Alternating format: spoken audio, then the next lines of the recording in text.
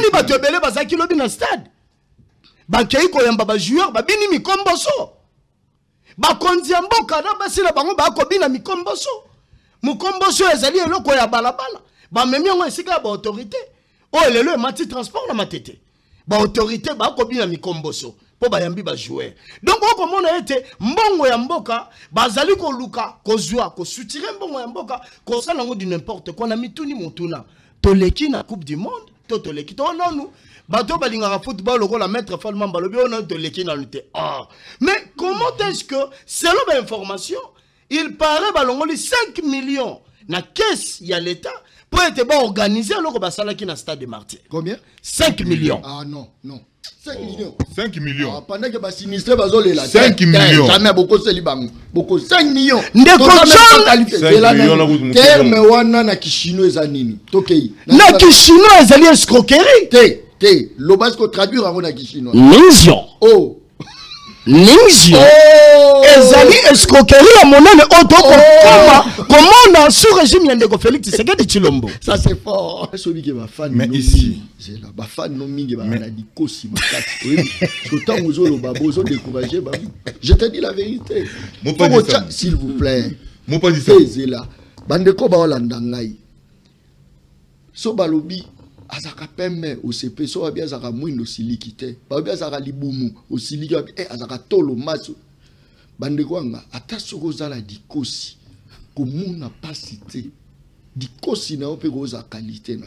Mais ke bandeko John balobi hinanzi na toya ho. Oye koloba ete monta dikosi sala ka politique te. Oh!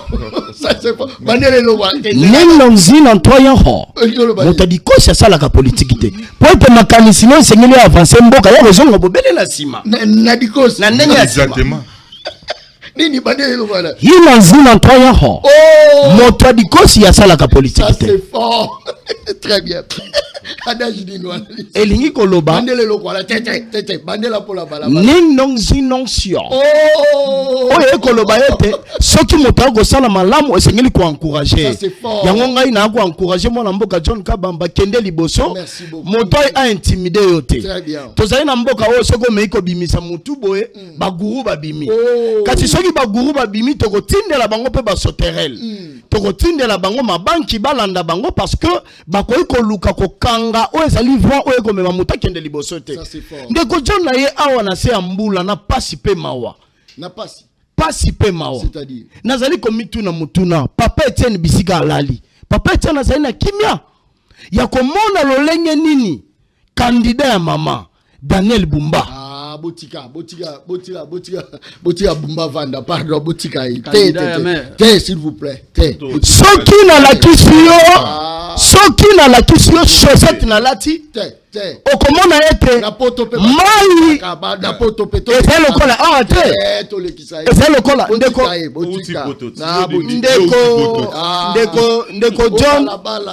ndeko John tikanga na yebisa yo ete mboka oyo tozali lokola bato bako vivre na jungle tozali gouverner te pe na mituna mutuna Daniel Bumba penala la rape boyalali na ndaku na ye yo boyeli Bumba to nini toyeli Bumba te mais tokuti s'il vous plaît tokuti réalité o toyena ngona nzela to poli tala veste ya mwana mboka Falmamba tala veste ya mwana mboka Tusembeya tala ngai na lati ezali non seulement mbule beteli biso to kauki na plateau parce que na malile ezali na katia to kauki mais ba réalité ko mona ndenge mususu c'est Bumba mutabet abeti mbula Bumba incompétence na yende esali ete to dinda na babala bala to dinda na bapotopoto mais to koloba ndenge nini so lingil to la ka ba pantalon au moins ndeko John na committee na po kolongola ta soulier au moins na chaussette le lenge nini eko kendele mais soki nazalaki moto asalité to revivre ah te ce qui n'a pas monté salité pour le col almaï et cotelinga na chaussette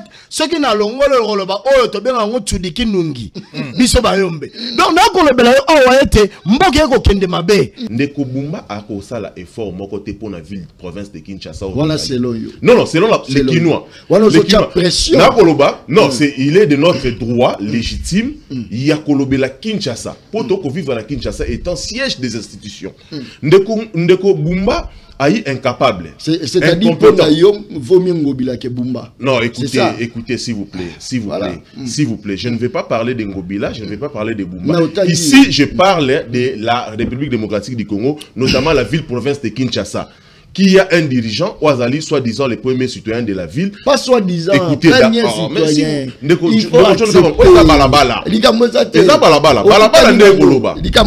est lobby qui est un gouverneur impuissant. Oh! Azebi ko éjaculer matière T. Nini? Ko éjaculer matière T. Étant un gouverneur, oui, il faut éjaculer la matière pour tout scientifique. Il faut éjaculer la matière. Ce que c'est là qui est opposition exacte. Mais pour nani ni ba voyou ou ba force du progrès ba betangai. Non, voyou. Mais non. Pourquoi ba betangai? Parce que ce sont des voyous. Bitumana biso ça na munoko. Mais ça na makopité. Voyou té. Loba ke ba betio parce que vous avez la capacité entre vous les hommes. Non. Et ça agression. Ben oui, il faut dire ça. Et ça agression. Et ça agression. C'est-à-dire agression on est l'ugolobani. Agression na ba attaquer par rapport à mes opinions. Parce qu'il y a l'opposition au jour d'aujourd'hui qui est incarnée par l'Alliance pour le changement. Lorsque vous parlez de l'inexistence, il y a opposition. Mais c'est justement parce que tout opposant au Yalinga qui a l'Oba, soit il était arrêté, le président national, honorable Jean Makabunda Kaboun, soit il était tué, comme Chéribé Okende, soit il est forcé en exil. Mais bisous de Boyango. Parlement au commis petit peuple. Bapé Samuel Loso avec caméra. Papa Kisi Mungo avec caméra. Tiens, les alacatins. Quand on va péter sa famille na bango, et c'est bataka caméra. Fini, distraction.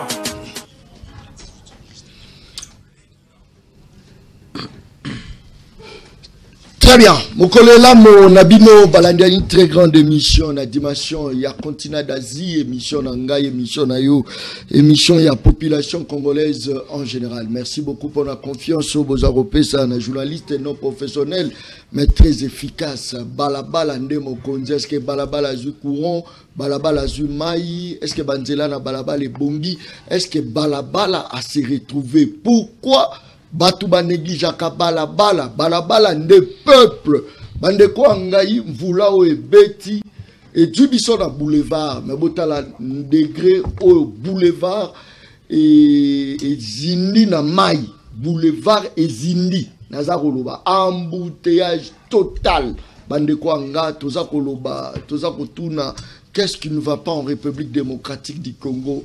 On se pose autant de questions. Nani a repéré sa solution? Namayo ezako comme la population ya biso, braquage et paille, insécurité et paille, érosion et paille. On dirait Congolais à sala lisumu moko boye, mais motoko délivrer ye azate.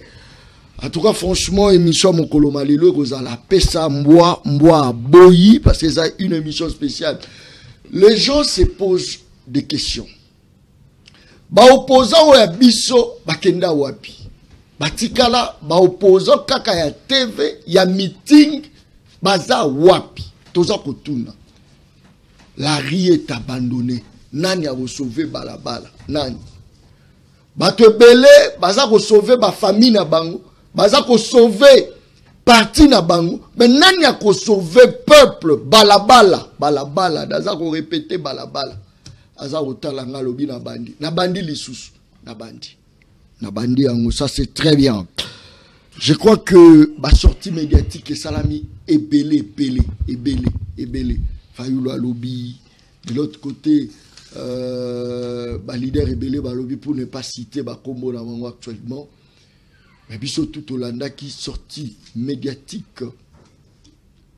Point de presse, il y a moi na Congo, Jean-Marc Kabound. Est-ce que le moment est bien posé pour l'aller à Bima? Et ça qui raté, tout raté.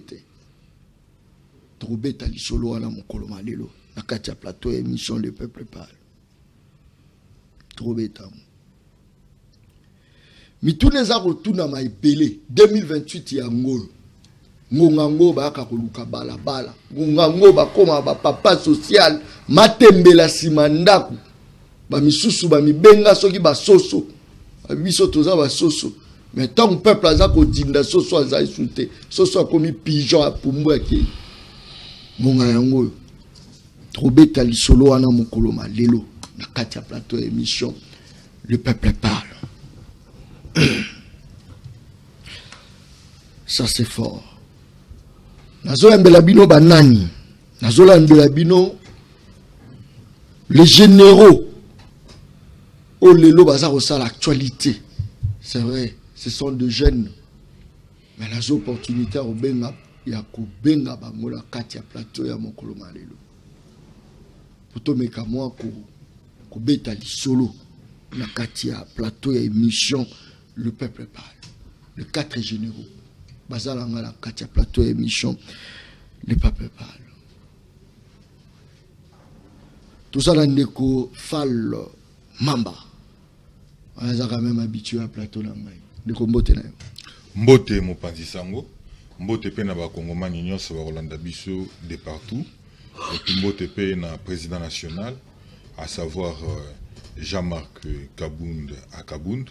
Et mbote na bande nyonso ya Alliance pour le changement banzo nyonso. Et puis mbote pe na yo mopanzi sango. Et puis na bande nyonso to kabulana bango plateau mokolo lelo. Je pense lelo ezande balabala et gangi. Balabala. Balabala nde gangi. Et gangi. Yosa militant ou patriote. Ngai, c'est d'abord la patrie ou rien. Ozali militant ou patriote. Et on a yanolio la patrie ou rien. C'est-à-dire na yanolio comme un scientifique. Yano roi balabala. Mais na tout nio oyebisingai. Oyebisingai. Ozali patriote to militant. Na yanolio be ngai nazali la patrie ou rien. Jean-Marc Kabound ou rien. Ça c'est très bien. La patrie, c'est-à-dire école ou rien. Tout ça là, tout ça bien. Ndeko. Mbote. Mbote ndeko John Kabamba, merci na lokaso pesibiso pour na koya koyanora na mituna ya bayi mboka ya bakokoma de partout bazali. Na pesi mbote na bayi ke banso baza kolanda biso na ngonga oyoyo. Na pesi lisusu mbote na président national ya parti ya lingomba politique na biso monene otobengi Alliance pour le changement ainsi que le président de la coalition de la gauche congolaise. Na pesi lisusu mbote na les gros bébés de la ville qui est nourri par les laits maternels du gouvernement central, Ndeko Bumba, Pambate, Bambouteage, Bambula, Yalingaka Yangote, les Lomboule Beti, Nzeleza Kokufa, Banzeleza Lite, na Pessi Mbote. Na Pessi Mbote, na gouvernement provincial. Est-ce que c'est Mbote? Na Pessi Mbote. Il faut voir Pessi Mbote. Na Pessi Mbote. Pambate. Non, na Pessi Mbote, Bakino Bakobengaye, les gros bébés de la ville qui est nourri par les laits maternels. Les laits maternels, sans ben juste pour évacuer quand même les déchets. Bayi politique, bayi lokuta mingi mingi. Bayi politique, bayi kokosa. Ezali befort yande Kongobila. Ngobila sali atikita na ye. En vertu il y a principe, il y a continuité des affaires courantes de l'État, il y a éco-hérité. C'est-à-dire que c'est quelqu'un qui a trouvé la facilité dans la vie na ye. Abotami ayebi souffrance te, ayebi pasité, aye ko continuer ba ko sa la union, ba ko lambela fufu, ba ko pesa moi si, ba ko lakse ndenge ba ko botisaka moi si. Donc c'est un peu ça. Non, je parle en termes terme exact. Non, na ko lobeza mambu ya solo, kino o yazali kino solo. Okoma mutango bila. Non, comment ça? Ah ben oui. Mais je parle Toza Bakinois. Toza Bakinois. Toza Bakinois.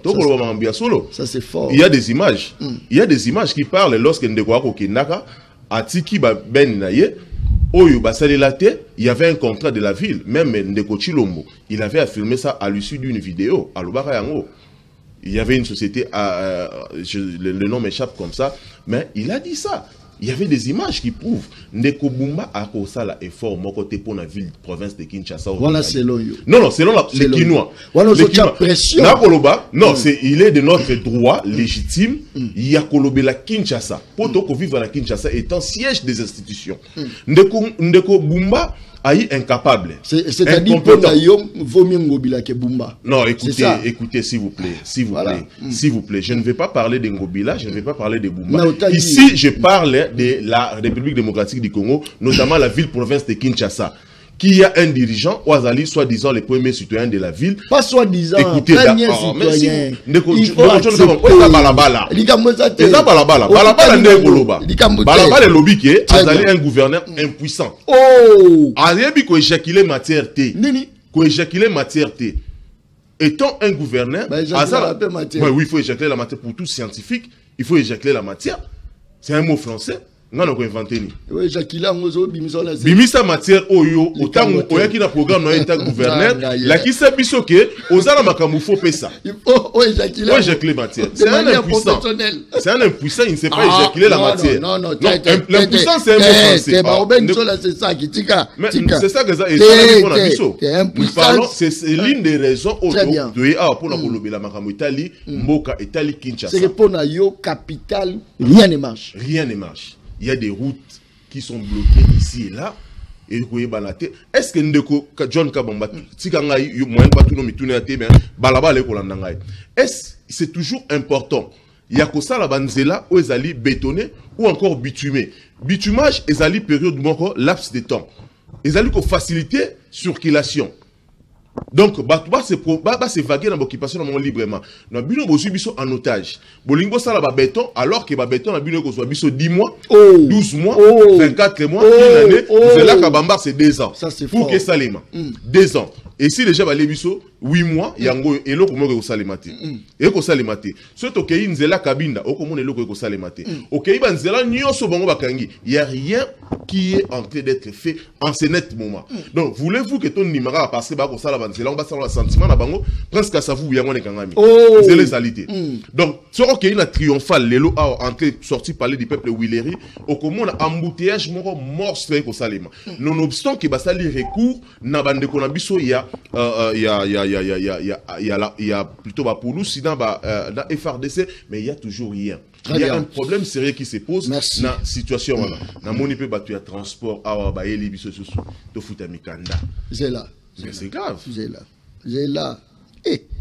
Yoko tsinga makasi na iki likambo zate tozana ndeko Gédéon na kata plateau mwana Kongo mbote na yo mbote ndeko John.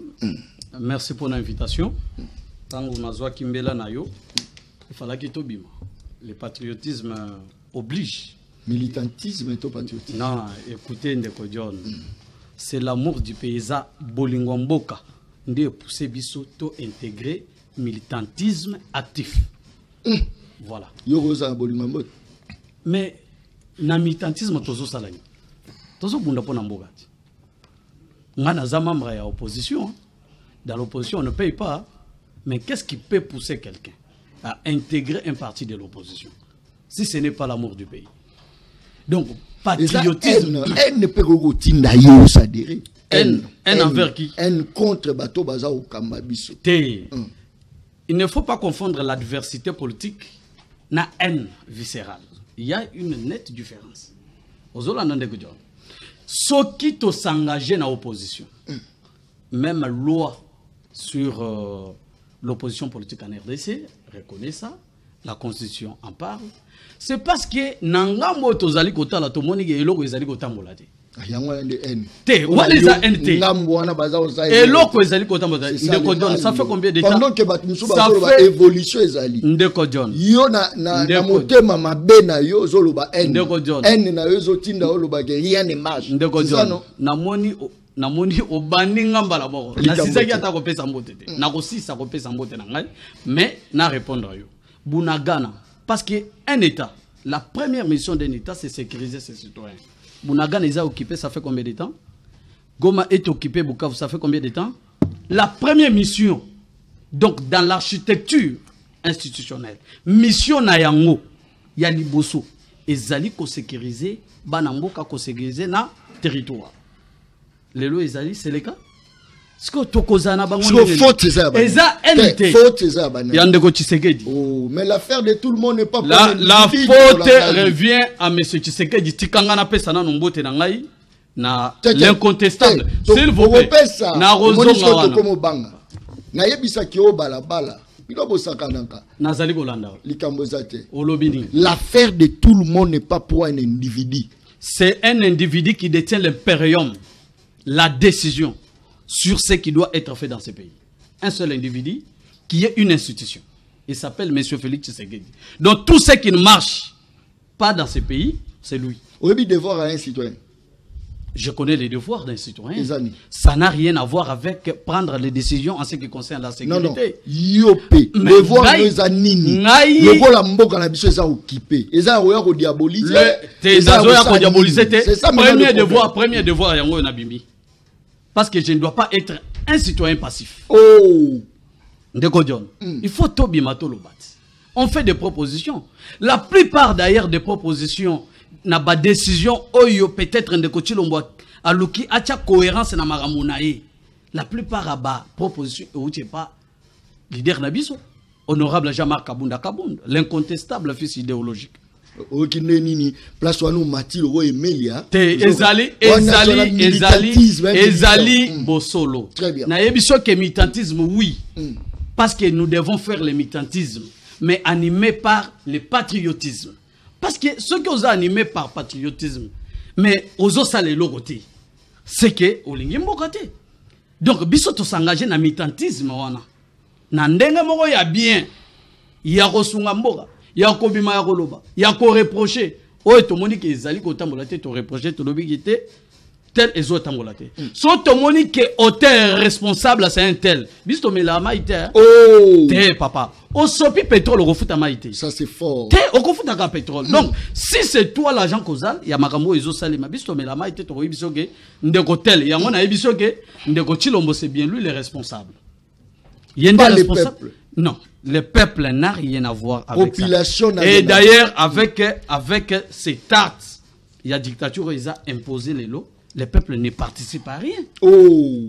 Le peuple ne participe à rien. Celui qui est démocratie, et le système, et que le peuple a participé, n'a pas de décision, il y a moka. Est-ce que c'est le cas pour notre pays?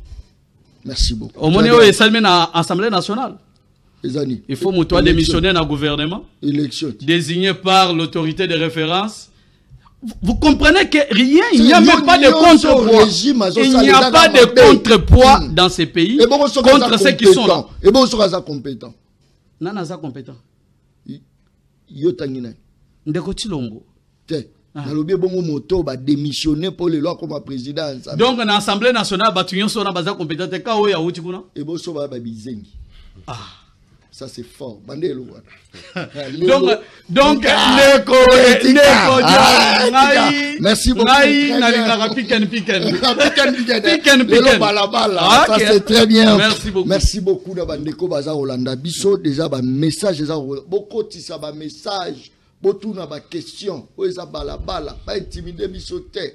Ozo ça les a chaud, ozo ça les a beauté, intimidation to boyi balabala ndemo konti. Balabala talaza rotala ngai kasi ye mtanda rokumisa Kabila sisabidimbu wana pesa kinini professionnalisme aza rotala nga. Ça c'est très bien, merci beaucoup.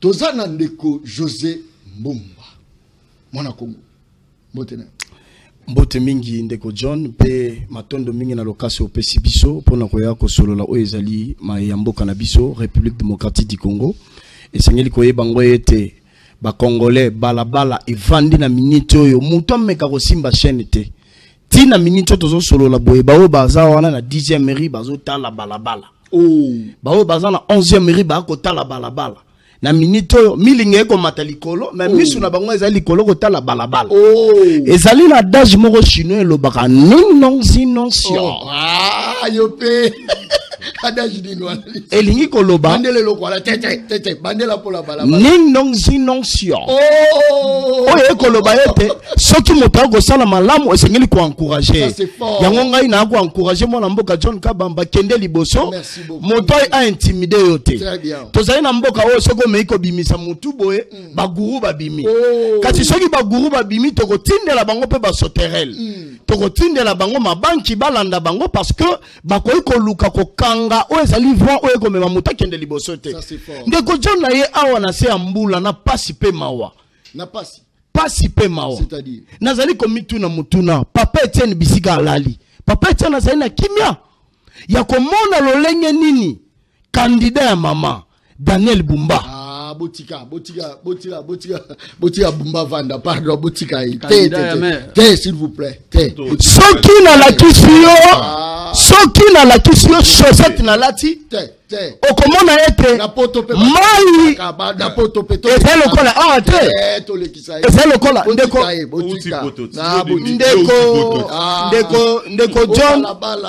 ndeko John tikanga na yebisa yo ete mboka oyo tozali lokola bato bakovivre na jungle tozali gouverner te pe na mituna mutuna Daniel Bumba penana la rappel boyalali na ndaku na ye. Yo boyeli Bumba to nini? Toyeli Bumba te mais tokuti s'il vous plaît. Tokuti réalité o toyena ngona nzela to poli tala veste ya mwana mboka fal mamba. Tala veste ya mwana mboka Tusembeya. Tala ongai na lati. Ezali non seulement mbule beteli biso to kauki na plateau parce que na maline ezali na katia to kauki mais ba réalité ko mona ndenge mususu. C'est Bumba mutabet abeti mbula. Bumba incompétence na yende esali ete to dinda na babala bala to dinda na bapoto mais to koloba ndenge nini so lingil to la ka pantalon au moins ndeko John na comité na po kolongola ta soulier au moins na chaussette le lenge nini eko kendele mais soki nazalaki moto asalité to vivre a te soki nazalaki moto asalité po lokola mai ekotelinga na chaussette soki na longolo koloba oyo to benga ngo tsudiki nungi biso bayombe donc na kolobela yo awa ete mboka eko kende mabe yango wana esengeli gouvernance ya malamu ya gouvernance ya malamu wana nani akoya nango etali mwana mboka honorable Jean-Marc Kabund moto alongwa na assemblée nationale vice-premier président ya assemblée nationale andimi akende ko servir balabala na opposition lelo yo ceux qui biso de l'habitude sur pouvoir était tozali na parti politique non seulement ba cadre au bazali na mayele le coalition par exemple to l'habitude kendata na IGF to cha moto lokola na IGF mais sans débat lelo yo ba enquête zo suka wapi na IGF mais ce que je moi na mboka commissaire Jean-Paul Kaloubi au tient na IGF a contrôler atal motoroi bazalité donc au comment on a été passi na pesi mbote na la première dame mama Tina o Rolanda biso bisiga azali pembote na bakongomani nyonso oyo la très distinguée première dame la toute première femme du changement la très distinguée première dame mama Tina Kabund toute première femme du changement non première dame à mon koboti non la première dame du changement mama Tina Kabund ndeko nanga je bisanga yi makambo première dame non te biso to Respect biloko respect na mama ba mama nyonso respect mais biso to ko loba première dame du changement mais na moni ba tebele bazaki lobi na stade ba kei ko yamba ba joueur ba bini mikomboso ba kondia mboka na basila bango ba ko bina mikomboso mukomboso ezali eloko ya balabala ba memi ngo esika ba autorité o lelo e mati transport na matete ba autorité ba ko bina mikomboso po bayambi ba jouer donc oko mona ete mbongo ya mboka bazali ko luka ko zwa ko soutire mbongo ya mboka ko sala ngo du n'importe quoi na mituni motuna to leki na coupe du monde to leki to nonu bato balinga football lokola maître Falman balobi on to leki na lutte mais comment est-ce que selon l'information il paraît balongoli 5 millions na caisse ya l'état pour être bon organisé loko basala ki na stade de Martyrs combien 5 millions non 5 millions. 5 millions. Pendant que sinistre bazole là. 5 millions. Jamais beaucoup c'est libango. Beaucoup 5 millions. Ndeko John. Terme wana na kishino ezanini. Tokei. Na kishino ezali escroquerie. Te. Lobasko traduire en na kishino. Ningsio. Oh. Ningsio. Ezali escroquerie à monene otoko comment sous régime yandeko Félix Tshisekedi Tshilombo. Ça c'est fort. Ezali pasi makasi. Très bien. Merci beaucoup Likambo ezalité. Palo Mamba, mon Congo. Par exemple, c'est comme si l'opposition n'existe pas. Nakatia Mboka la biso. Batubasa komi tuna ba question ba opposant ba kenda wapi. Malobongam. Merci beaucoup Mopa Isango. Mpona motuno tuni yali motuna moko ya malamu mingi koleka. Heureusement na plateau de tovandi wa mutali kosi azate. Nini? Heureusement na plateau ndenge tovandi wa mutali kosi azate. Likosi c'est ça. Te mposo komoni distinction ya batu ya likosi na kati ya politique et linko bakaka médiocrité. Tete. Koloba bonde.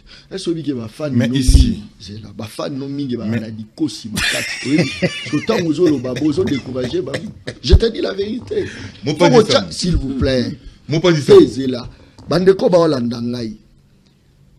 So balobi azaka peme OCP so bien azaka mwindo silikite ba bien azaka libumu osiliki azaka tolo maso bande kwanga ata soko zala dikosi komuna pasite dikosi na ope goza qualité na mais ki bande ko John balobi hina zina toya ho ko koloba ete monta dikosi sala ka politique te oh ça c'est pas bande le loba hina zina toya ho monta dikosi sala ka politique te po ete makanisi no sengeli avancer mboka ya bezonga bobele na sima na dikosi na ndenge exactement nini bandele lo voilà hina zina toya ho monta dikosi ya sala ka politique te c'est fort très bien to gay monta dikosi ça eza injurté s'il vous plaît eza injurté hein bandeko baza olanda biso ngala za na ndeko langa moko boza pe na marteau mais pour na yeso lo boza la dikosi ya marteau a sekaka sekela donc au monde a té le rôle la balle négligé bato dikosi na lela bino fort.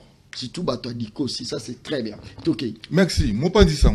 Tout à l'heure préciser quelque chose de très important, à savoir que la constitution nabiso et le beli mambi maimatali opposition politique. Très bien. Mais constitution nabiso et tikali kolobela auto bengaka lelo selon contexte, il y a transhumance politique au bengaka opposition républicaine. Jamais la constitution balobela. Constitution lobby opposition politique. Mais aujourd'hui, dans la République démocratique du Congo, tous en face, il y a des oppositions. Tous en opposition politique, aujourd'hui, sans contester, ils allaient incarner par mon amboka Jean-Marc Kabunda Kabund. Et puis, tous allaient dans opposition armée, où ils ont incarné dans mon amboka Nanga. Mais opposition armée, ils allaient reconnaître dans la constitution Nabiso. Tangi li français makasi. Bakoyeba que opposition armée ezali insurrection topé rébellion. Mais maintenant, dans le contexte il y a le loto na motuna yotuni en ce qui concerne l'opposition. Mais non, l'opposition, nous sommes là. Si jamais il y avait l'opposition, mais jamais que Kabunda Kaboun n'allait pas être arrêté. Ce qui opposition a quitté, Kaboun n'allait pas passer 30 mois en prison. Ce qui Kabunda sala 30 mois en prison, c'est que l'opposition est allée. Ce qui naï. Ce n'est pas parce qu'il y a une allégation. Non. C'est ça. Je ne sais pas. Une déclaration à John, je mets les téléspectateurs en défi. Je te mettais en difficulté. Ce qui tokenayo sur le plan, il y a infraction entre guillemets, basé qu'on reproche moi Namboka Jama Kabunda Kaboun. Sur le plan, il y a forme et fond. Au monde que c'était du bla bla bla bla. Ça n'avait rien à voir par rapport à Otto Kobenga, droit commun congolais. Mais sur cet aspect, ce que c'est là qui est opposition est. Mais pour nani ni ba voyou ou ya ba force du progrès ba betangai. Non, voyouté. Mais non. Pourquoi ba betangai? Parce que ce sont des voyous. Bitumana biso ça na munoko. Mais ça na makofité. Voyouté. Loba ke ba betio parce que vous avez entre vous les hommes. Non. Et ça agression. Ben oui, il faut dire ça. Et ça agression. Et ça agression. C'est-à-dire agression on est l'Igolobani. Agression on attaqué par rapport à mes opinions. Parce qu'il y a l'opposition au jour d'aujourd'hui qui est incarnée par l'Alliance pour le changement. Nous étions ici. Nanyatikala ko lancer marche. Moutatikala lancer marche. C'est pour vous dire que s'il vous plaît, oui. Depuis Kabunda commis en opposition, est-ce que déjà lancé déjà marche? Non, et ça question dans les autres. Est-ce que déjà lancé? Depuis que Tozalina président, président Jean-Marc, mais marche. Depuis Tozalina président Jean-Marc Kabunda opposition, premier jour parti a lancé l'élo. Où il s'est sorti, il y a parti. Après 3 jours, Bakangié. Nous, Alliance pour le changement, en absence. Il y a Jean-Marc Kabou, nous avons organisé ma marche à Minene, na kati ya ville ya Kinshasa. Mais Ezali, non. Fiasco, Ezali, une conception. Mais le lot Sikoyo, c'est pour la première fois. Autres Ezali qui organisé marche. Na yemoko Jean-Marc Kabunda marche en personne le 15 décembre. Partout, na République démocratique du Congo. Na ebisio bino baloba boza parti mallette boza la kina John Kabamba John Kabamba mais il répond et kozala bafwa bachala l'intimidation le 15 décembre. Très bien. le 15 La population nini. Le 15 décembre. Population nini. John Kabamba fait partie de la population. Parce que les lots John Kabamba. John Kabamba fait partie de la population. Ce qui va simbi bilamba nangana John Kabamba to polimbula. To dindima itolongo liba sapatu. Ce que c'est là qui permis liboso kaka waboyo. Au moins nakaka liboso académie wandenge ma etondi. Tous allez qu'on réclamer la paix dans la République démocratique du Congo. Vous réclamez pas nani. La paix. Et pas nani. Tous allez qu'on ce que vous réclamer. Vous réclamer. Tous allez qu'on exiger. L'oba la suite à Baliboso. Oui. Ça qu'on réclamer. La paix. Et pas chef de l'État. Le président de la République. Félix Antoine. Rôle Yann de Kotiseke des Alinines. Président. Non. Vous n'allez pas m'obliger quand même de dire ce que vous voulez. Ou bien comme vous intimidez. Et comme il y a Kana. Na lobby boye. Ndeko Tshisekedi. Rôle na ezali ya ko sécuriser ba Congomani. Est-ce que Tshisekedi depuis qu'il est au pouvoir a ça sécuriser biso? Et ça rôle à l'État ou rôle à Tshisekedi? Non, ici nous parlons de Tshisekedi comme institution. Non, s'il vous plaît. Rôle à l'État zani. Non, mais l'État Yoka, l'État est incarné par qui? L'État est incarné par les dirigeants. Est-ce que vous avez dit que séparation à pouvoir est zali? Non, écoute. Est-ce que vous avez dit que séparation à pouvoir? Séparation à pouvoir. La République démocratique du Congo est allée sur papier. Mais en pratique, ce n'est pas où tu as vivre. Yebisanga Tozali, le seul pays au monde où la plateforme Combo Nango, Union Sacrée, autorité morale Nabango Nani, président de la République au monde. Ça la recherche. Le seul pays au monde où les membres de l'Union gouvernement. Baza ko appartenir na plateforme oyo wapi mokonzi mboka azali autorité morale. Yango le pexibino bossa l'opposition. Non. Yango pexibino bo sensibiliser. L'opposition aujourd'hui. L'opposition ça. L'opposition. Ozo telemela nini. Nous nous opposons. Toi ça ka haine. Wana ezali motuna malamu. Très bien. Motuna moko très pertinente. Parce que les lois qui côté les mezalini.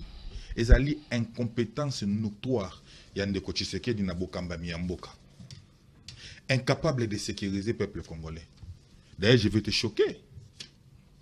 Est-ce qu'on a vu que guerre oyo entre guillemets où ils sont à niveau à est et qu'on profite quand on a battu balé et qu'on profite d'un colonel inanga nani ko Tshisekedi parce que mon misolo est ko bima ba ko benga ba effort de guerre misolo wana Tshisekedi muta ko justifia mo oye mo ko akolia ngo na baninga na ye nanga pa akolia ngo na baninga na ye yango balingi te pezonga photos à la discours moya malonga tant mot que ça quoi attaquer discours mais faut pas quoi accuser bateau non il y a des responsables s'il vous plaît il y a des responsables qui se dit et hier mutazali censé à sécuriser ba Congomani maintenant ou à faillir na ba mission na ye ya ko sécuriser ba Congomani il faut te pointer les doigts, te dire que tu es irresponsable na ba oyozali ba attribution to ba responsabilité na yo ya ngona biso le 15 le 15 décembre, journée où plutôt que le baba fois, bachala, nous exigeons à Tshisekedi la paix dans la République démocratique du Congo. À part exigence wana, je vous dis la paix. Yangone mutezali likolo ya nyoso parce que sans kimia, vous n'allez rien faire. Merci beaucoup. Olobi da soukalango. Non, nous l'exigeons. Manière, il y a quoi? Nous l'exigeons. Non, avec politesse. Non, avec politesse. Je ne sais pas. Très bien. Ce que vous appelez politesse, ce que vous appelez demande. Moi, je ne demande pas de Tshisekedi. En tant que citoyen responsable, je l'exige. Tshisekedi a dit moi na musala na biso. Tshisekedi a moi na lobi Tshisekedi, mais oui. Ali Congolais, s'il est là-bas, il est obligé de sécuriser le peuple congolais. Merci au cas contraire, merci. De toi, au compter déjà, calamité P 2028. Hein. Voilà l'intimidation. Hein? Ah. Merci. Très bien. Bon. Bien de Kodjon. On va dire mingi, hein? Oui. Na Vandi, j'étais en train d'observer ma question, et là, je salue encore le 14e parlementaire de l'IDPS, à savoir le président Jean-Marc Kabound, où il y a l'incarnation, il y a Etienne Tshisekedi Wamulumba, le sphinx délimité. J'allais cru que nous retournons à Motuna. N'a bien 14e parlementaire, pourquoi? Parce que nous devons refaire l'histoire. L'histoire, c'est que il est le seul secrétaire général de l'opposition, issu de l'opposition, où il a mis parti à opposition au pouvoir. À Pessi Bango, mais malheureusement, je suis athée. Ah, vous aurez regretté l'ango, hein? Mais je suis à la mauvaise gouvernance. S'il vous plaît, on dit qu'ils ont pouvoir dans bino, mais vous avez bénéficié de un noir. Non. Non. On dit qu'ils ont pouvoir dans bino, mais yo aux la chômage, mais bateau poto va se retrouver. C'est tout à fait normal pour dévoiler. Bon, écoutez. Ok. Ndeko John, je ne m'irai pas ici des parts et d'autres. Parce que tu as posé des questions un peu pertinentes. L'opposition congolaise est allée réglementée par la Constitution. À l'issue de la loi numéro 07/008 du 4 décembre 2007, Oyo est allé réglementer opposition. L'opposition a un rôle, il y a critiquer la mouvance présidentielle ou la majorité qui gère. Malheureusement, nous avons une majorité de pègres. Pègres ngoloba bato ba ko détourna ka misolo ya l'état, miyibi en lingala facile, balabala, miyibi, pègre. Un régime finissant. Mais aux abois. Non, mais écoutez, quand même. Mais non, il faut savoir faire la part des choses. Non, la part des choses, ça c'est fort. Aujourd'hui, nous devons prendre ce qui est la responsabilité, donner ça Nandeko Félix Antoine Chilombo, ou Azali responsable, ou Azali Lelo, les garants, le président de la République. Je me réserve, moi, le droit de ne les pas appeler chef de l'État. Nakobenga est président. Parce que c'est que les éléments qui constituent l'État, c'est les territoires, c'est la population, la reconnaissance internationale. Est-ce aujourd'hui, nous pouvons parler de l'État comme territoire? Nous avons des territoires sous-occupés. Nous avons des territoires où ezali na maboko ya banguna. Oyo lelo ndeko Chilombo, ba ko sala deal na bango na ndeko nanga corner nanga. Mais attention, guerre banda lelo te banda utakala. Agression banda lelo te banda utakala. Mais ndenge ni bogo la tsa mwana batu beria depuis soki 30 ans bandine bolati siye. Ndeko ici na ko paraphraser la chancelière allemande, Oualouba, on ne vient pas en politique pour hériter de son prédécesseur.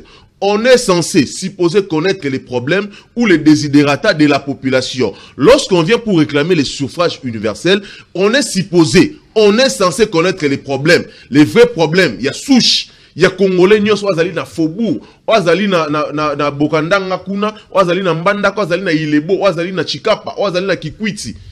Vous voyez, Ndeko Chilombo est venu, il est allé jeter l'opprobre. Tout ce que nous vivons ici, Kabila, il a fait croire à l'opinion publique que Kabila a des problèmes.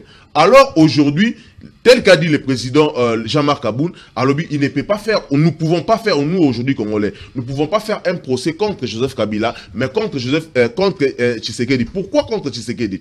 Parce qu'aujourd'hui, les problèmes que nous connaissons, l'histoire, la mauvaise gestion, gouvernance, les mauvaises élections, les cas d'Amboka Nabiso, il y a 7 jours, 10 jours, il y a créé crise auto-commune. Crise auto-commune, crise politique et sécuritaire. En ce qui concerne la politique, il n'y a pas la cohérence. Il n'y a pas une vision nette et claire pour gérer la Respublica. Comme on a un problème, si on a une crise sécuritaire, plus de 250 groupes armés, sous l'œil impuissant du régime, il y a Ndeko Chilombo. Sous l'œil impuissant du régime, il y a Ndeko Félix Yemoko, incapable de donner les solutions. Mais il faut sur le plan diplomatique. Alors, c'est une très belle question. Ce qu'on a un plan diplomatique, au monde a Doha échoué. Au monde a Washington échoué. Rwanda échoué. Nairobi échoué. Alors, Ndeko Chilombo et Ndeko Nanga, bazana deal na bango, ou bazali kosala. Je m'assume. Laissez-moi expliquer. Et là, Congolais, dans la machine à quartier 3. Congolais, Oazana Kingasani, Oazana Mapela. Et si quand ils à la raté, si quand ils à la raté, bah, Vivarakuna, c'est-à-dire, ce sont des couples qui vivent là-bas. Et la relation amoureuse, et celle distraction à Bangokuna. Alors, ils ont besoin d'écouter ce que nous sommes en train de dire. Les problèmes aujourd'hui s'appellent Tshisekedi Félix Antoine. Pourquoi? Il est en train de gérer cette guerre pour ne pas organiser les élections. Élections à la tête, ponanine. Intérêt nae ezanine. Les efforts où ils allaient allouer la guerre. Ezala, gérer bako liango bako kabolango bako somba bandako na bango na Dubaï ba concession na Dubaï.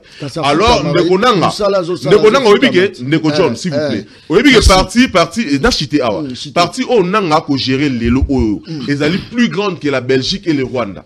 Ezali plus grande. Ndeko nanga ako futsa ba impôt na ye.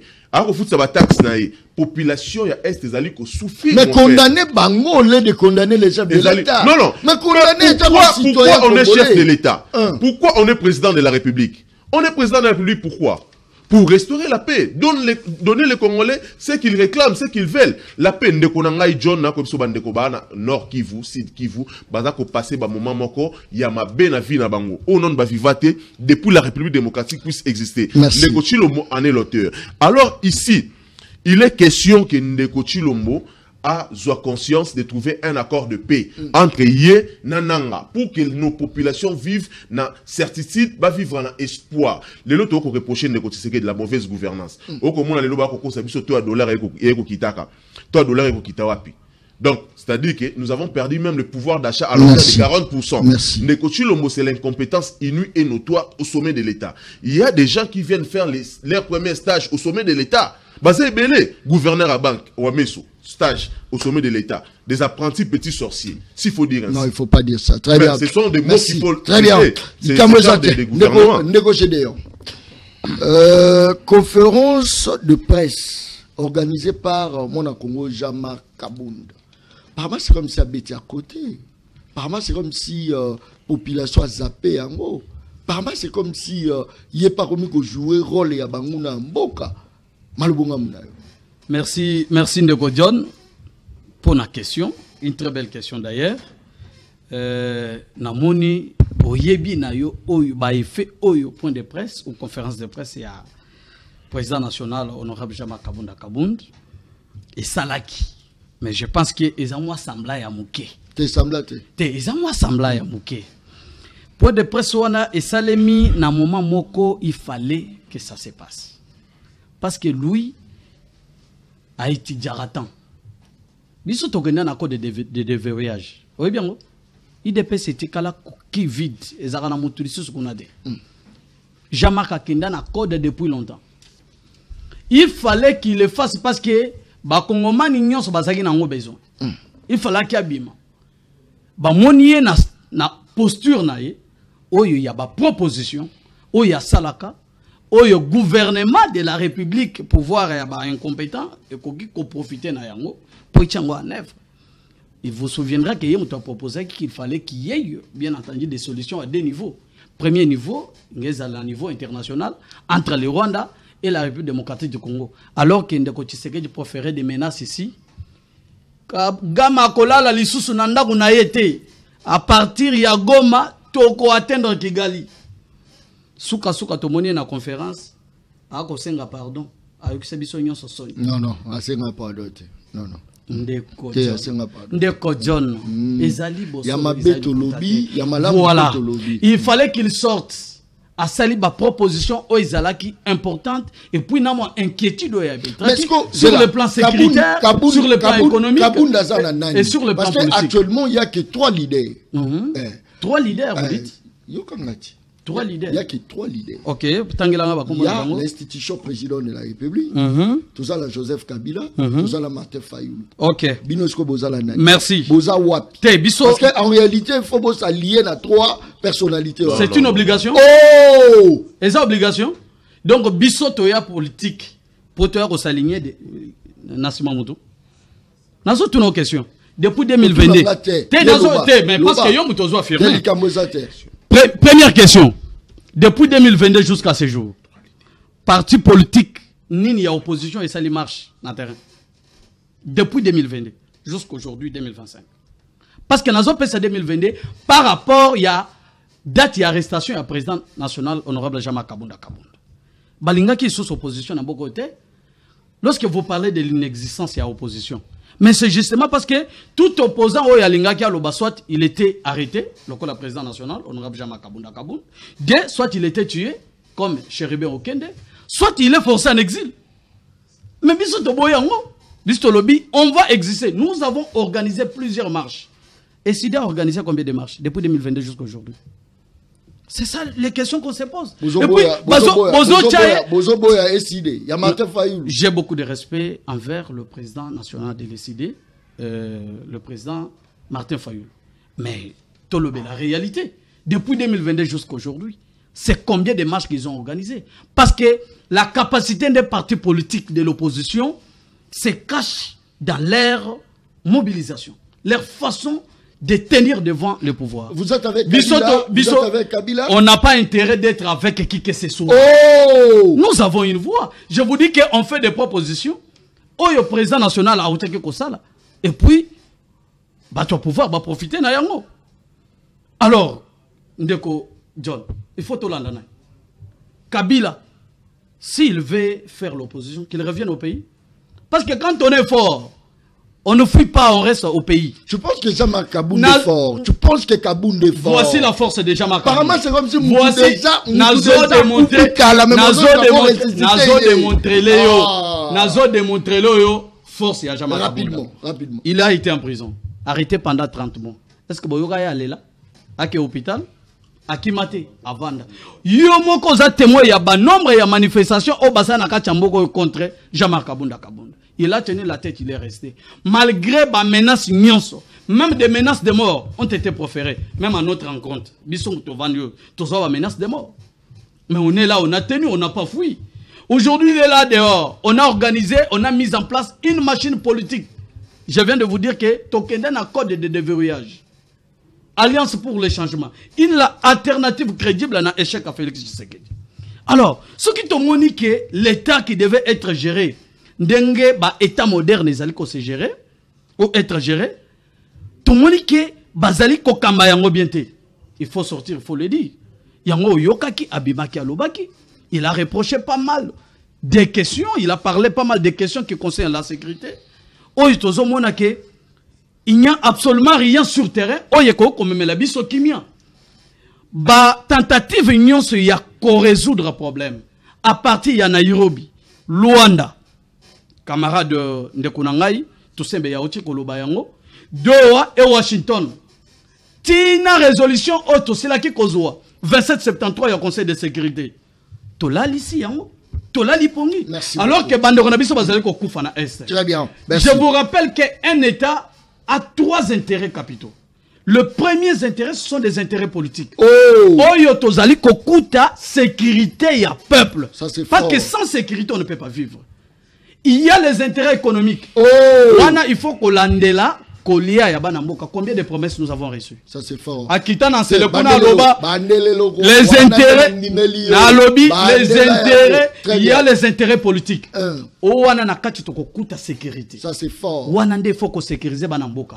Au moins, la sécurité urbaine est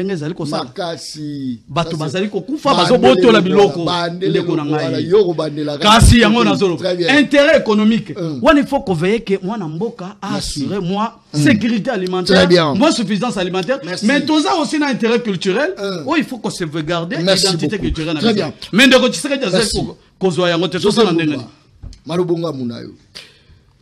est-ce que vous réfléchir 10 500 fois pour organiser une marche? Est-ce que vous raisonnez vraiment pour la matinée politique? N'est-ce pas que le moment est à ma paix aux populations, ils vont comprendre que l'opposition a sa lembel. Vous risquez de faire la fiasco. Est-ce que vous réfléchissez pour votre date? Merci beaucoup. Baïbisagi biso Tchadat, Tuchidat. Date ezali bobele moko le 15 décembre oyo biso nyonso na balabala. Balabala koyemba. Papa Etienne Landa Bango.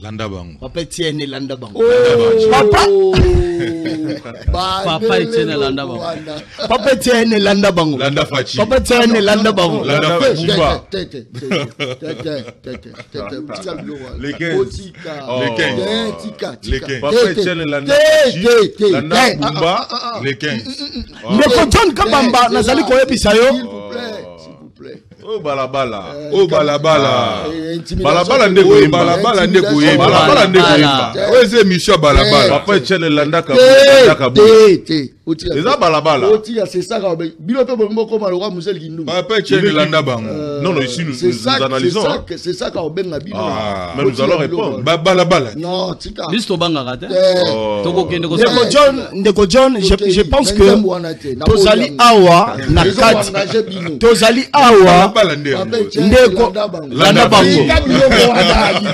C'est quoi ça? Landa Kabouya.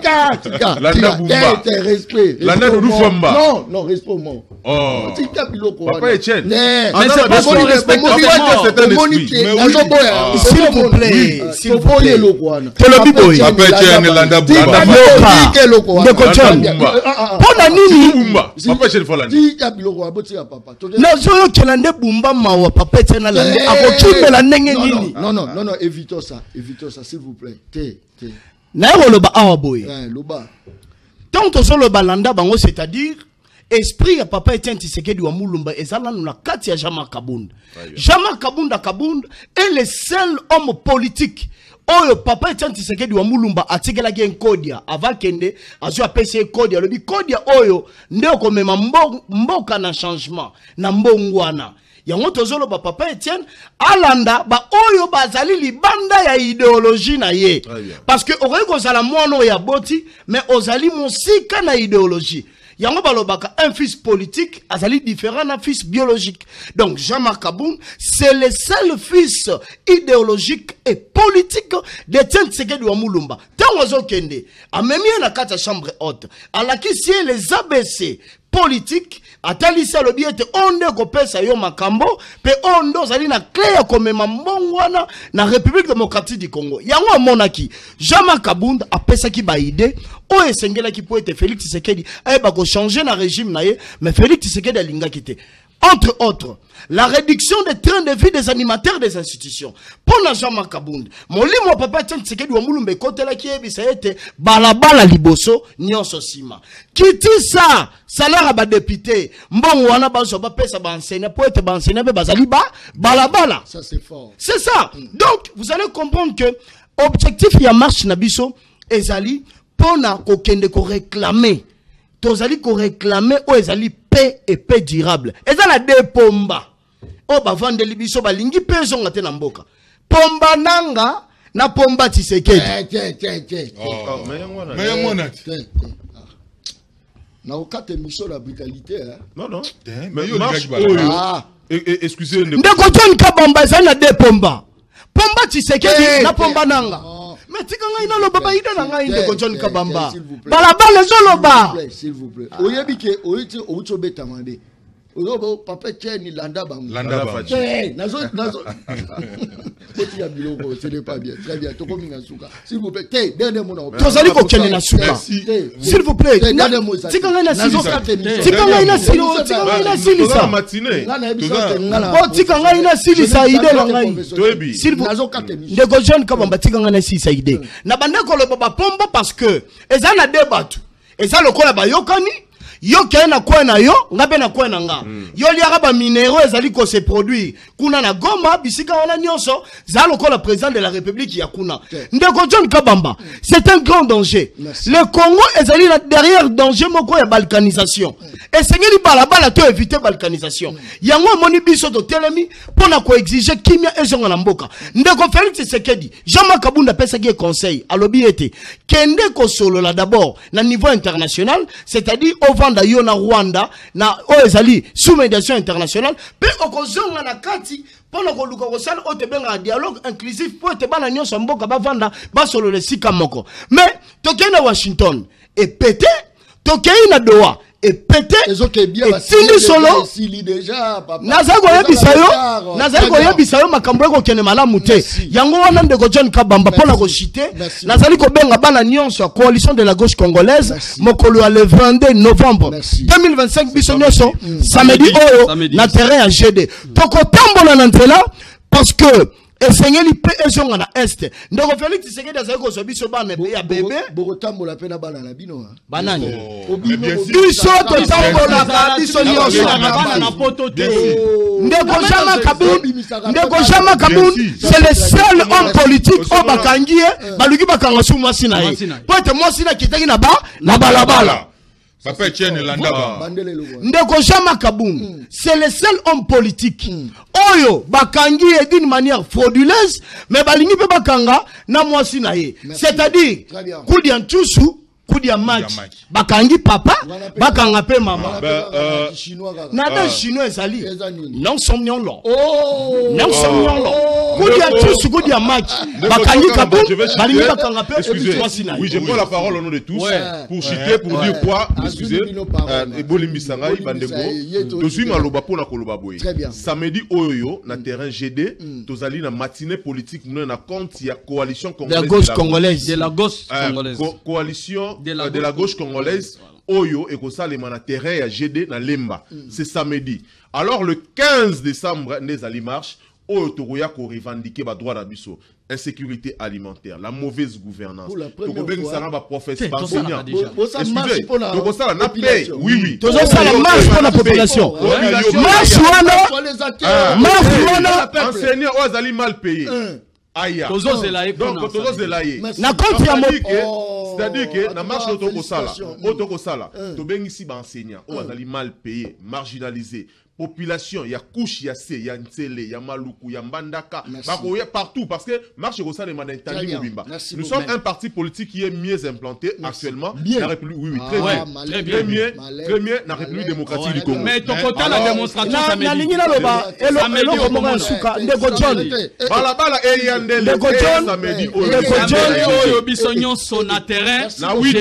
Très bien. Kaka desila lobaka émission ngeza baleine balia kaina mokolo moko te balia ka baleine ndamondamo émission sili seul journaliste unique journaliste atika ozana tendance politique. Elo kwana Papa Etienne Landaba. Papa Etienne Landaba. Papa Etienne Landaba. Landa Bumba. Otika biloko wana nazoko na okatebi. Papa Etienne Landaba. S'il vous plaît, le seul et l'unique journaliste atika ozana tendance te yeyo John Kaba. Toujours bunda pour l'intérêt à mboka. Mon collègue changé, tout bêti. Saurait changer tes lobby. Population Landaba. Landa Fati. Landa Fati. Landa Fati. Landaba. Bapesa moi loso avec caméra. Papa Kisi Mungu avec caméra. Tiens. Les alakatins. Tant bapesa ka famille na bango. Et c'est bataka caméra. Ini distraction. Distraction. Azalaka kuluna lelo akoma bâtisseur. Aboya distraction.